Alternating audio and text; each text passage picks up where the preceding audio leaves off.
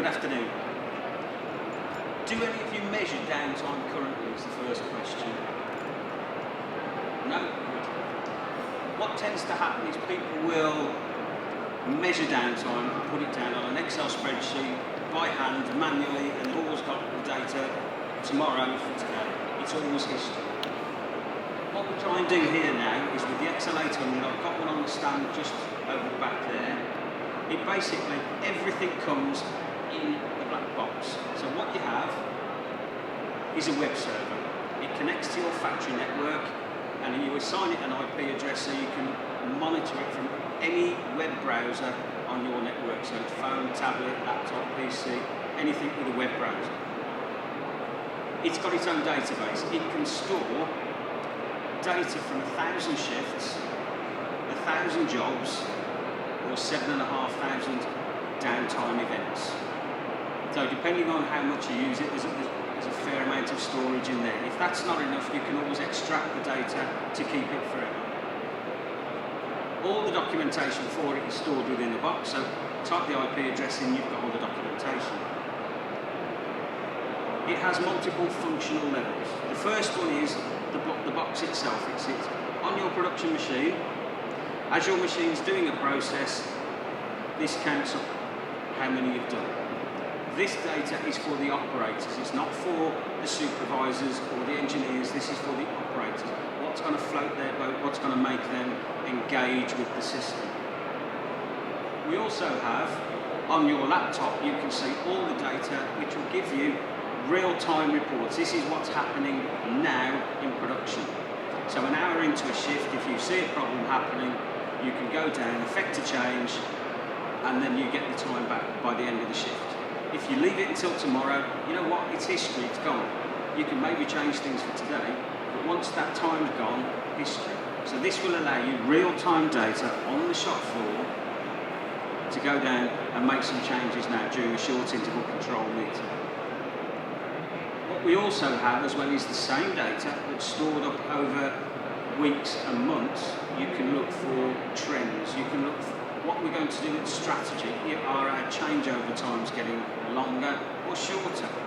Is shift 1 better than shift 2? Can shift 2 learn from shift 1? What's the biggest cause of downtime and the trend for it over time? So you're looking at exactly the same data for the real time here and now, or when you store it up and you can trend it over time, exactly the same data.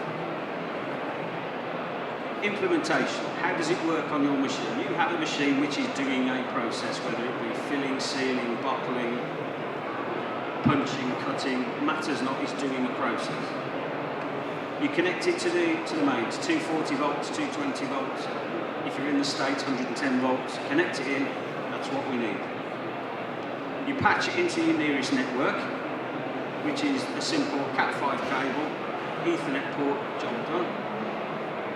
We have a minimum of 1 signal, but you can have more, and the minimum gives you the count. I am making a widget, I've done a process, I've done this, I'm making something, and it will monitor that count. If you can have a second one with a reject or a good, you can get the quality level 2.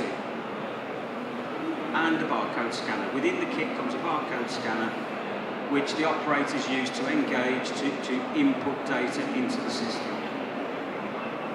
So how does it work? Your machine is making a widget, a process, filling a bottle, sealing a box, whatever it's doing. You have a count. Now from that count, we can measure the time. And because you've programmed the machine to say, I expect to do a process every so many seconds, this will monitor against that, so it'll tell you whether you're running fast or slow. If you're running slow, you're losing production time. You've got a loss. You want to measure it, fix it.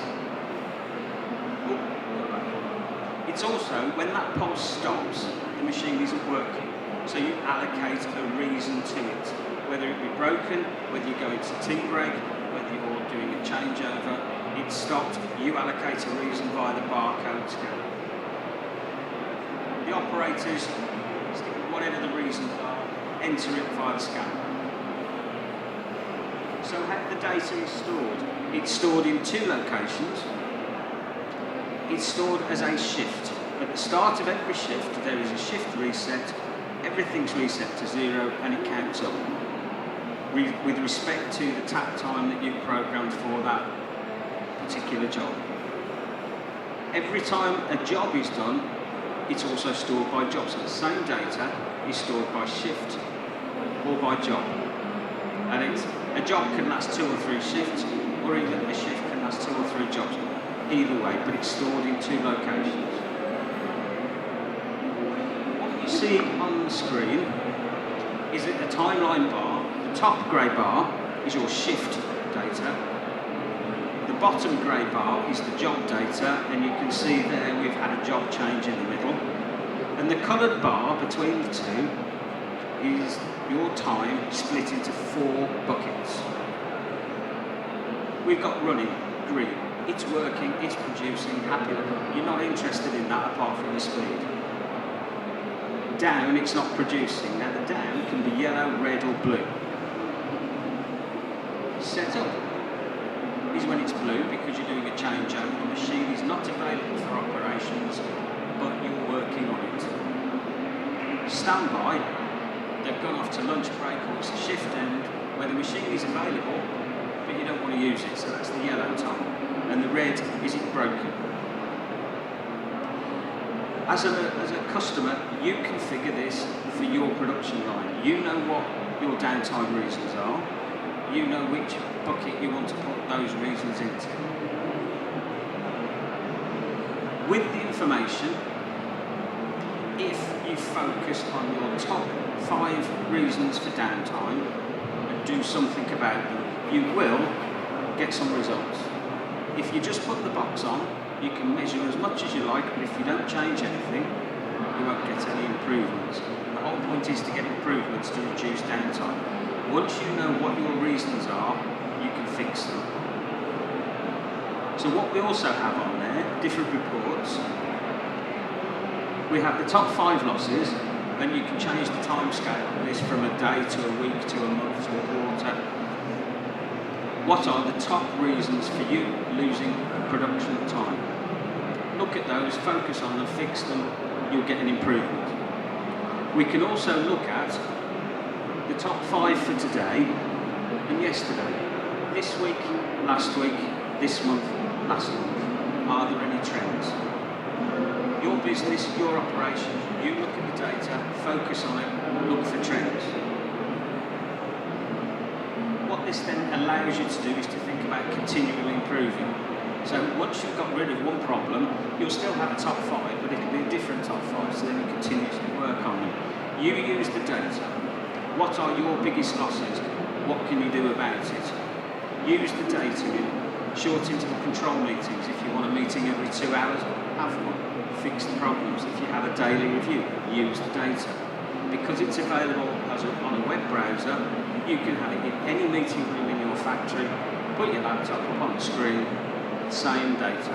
Use it in short interval controls, daily meetings, weekly meetings, strategy meetings, however you want to do it.